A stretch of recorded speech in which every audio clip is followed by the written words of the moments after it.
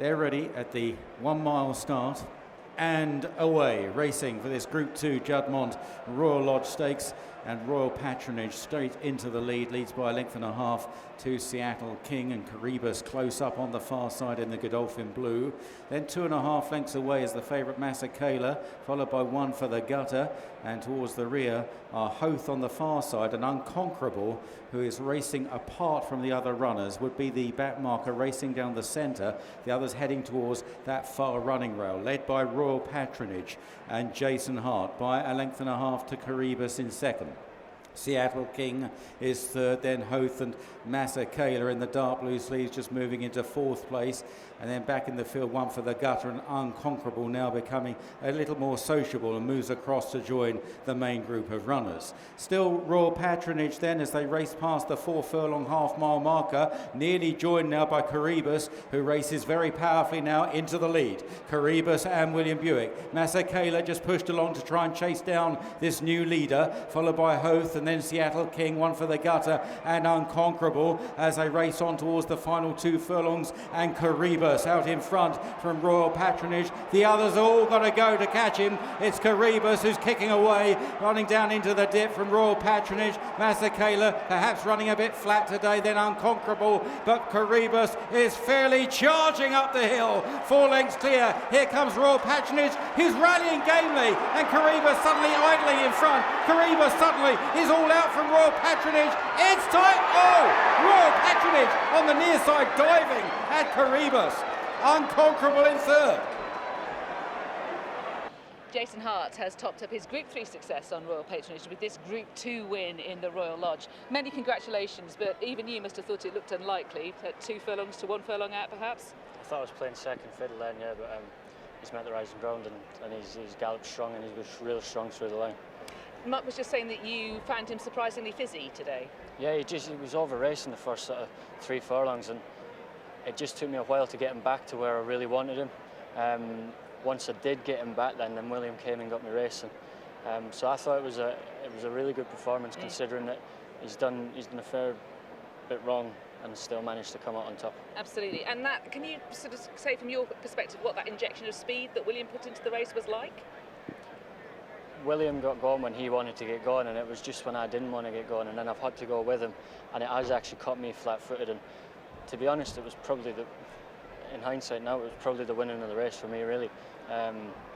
This horse is bred to stay, and that's one thing that he does. And he's very honest as well. He's extremely genuine, and I think that's the thing that Wootton Bassett seemed to be putting through his stock. What an exciting link-up for you to have. Jason, many congratulations. Cheers, Elliot. Thank you. Mark Johnston has just trained his 4th winner of the Royal Lodge in Royal Patronage, stepping up on his Acomb success previously at York. But you must have thought you were cooked, didn't you, a furlong out? Yeah, I did, yeah. I was watching it with the Godolphin team standing just beside me, and they clearly thought they'd won, and I thought we'd come second with the furlong to go, and or well inside the final furlong, I think. And at that stage, I was quite happy though. I felt I could see he was staying on away from the pack, and I was already thinking to next year and thinking this is going to be a lovely horse for stepping up and trip. And then Jason said the second he hit the rising ground, he was just gaining with every stride, and went well in the end. He did. It's a triumph for stamina and honesty as well. Yes, this horse seems to be very straightforward. Yeah, he said very straightforward, but at the same time, he said he was just a bit keener than he wanted early on. And he said all the way he was just trying to bring him back and settle him, and you know, before he knew it, the race was on, and William had come and joined him, and so he said he was sort of caught slightly on the back foot then, and then, as I say, when the horse hit the rising ground, he was away. So, you've learned plenty about this horse as a result of that. What might you do for the rest of the season, if anything? Yeah, as you say, if anything. It's interesting, Charlie and I were looking at the calendar for plans of what we were doing regarding sales in France, and said, looking at Racing Post Trophy Day, so we won't have a runner, and then we thought, well, depends what Royal Patronage does today. So it's not been mentioned to connections yet, so we'll have to go back and think about that one. But either way, I'll be happy. So if we put him away for the winter, it's a great horse to dream about for next year. And if not, he's earned his shot at a Group 1. Would you be inclined to start next year at 10, or would you stick at a mile initially? It's the Guinness question. Yeah, obviously, you know, coming into that final furlong, I was certainly thinking Derby Trials, and that he would be starting at 10 furlongs next year. When you say they are my fourth Royal Lodge, it makes me think back. Mr. Bailey's, you know, won the Royal Lodge. We were all thinking Derby. Almost ran him in the Guineas as a Derby Trial. You know, so who knows? You know, we come next March or April, we might be thinking the same with this horse. I don't know. And what are your 2-year-olds like as a bunch? Is he at the top of them? Well, he is on the track. Certainly, he is on the track. They've been very slow to come to hand this year. You know, I'm always one for saying that when you've got as many as we've got, they're going to average out in the end, and you should have the same number of winners as last year, and you should have the same number of good horses and so on.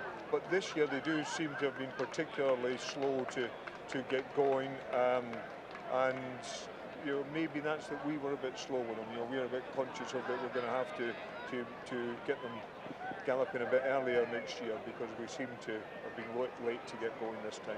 Okay, can you put that down to anything? Obviously you've explained what you might do about it, but presumably you haven't done anything differently to previous seasons. Not particularly differently, but we just sort of look back at when did we last year, and last year was a funny year because of COVID, yes. But you know, going back to previous years, you know, when did we first get them broken, when did we first get them cantering, when did we first start doing fast work with them, and I think we were a little bit late this year. Why that should turn into the whole team being weeks and weeks later, I don't really know, but yeah, we're thinking about those things. Okay. Now, forgive me, as a result of getting so excited by that finish, I haven't looked at what you've got for the rest of today. So what are you looking forward to here at Newmarket today? I'm not thinking beyond now.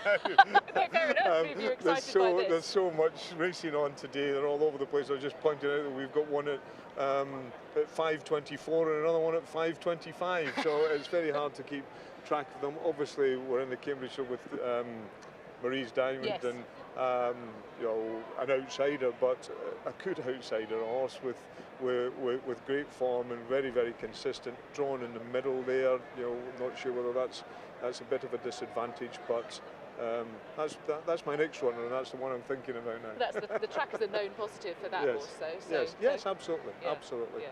Okay, well, many congratulations on this success. I look forward to what Royal Patronage is going to be doing for the rest of his career, whether it's this season or next. Well done, Mark. Thanks very much. Thank you. Thank you. Thanks.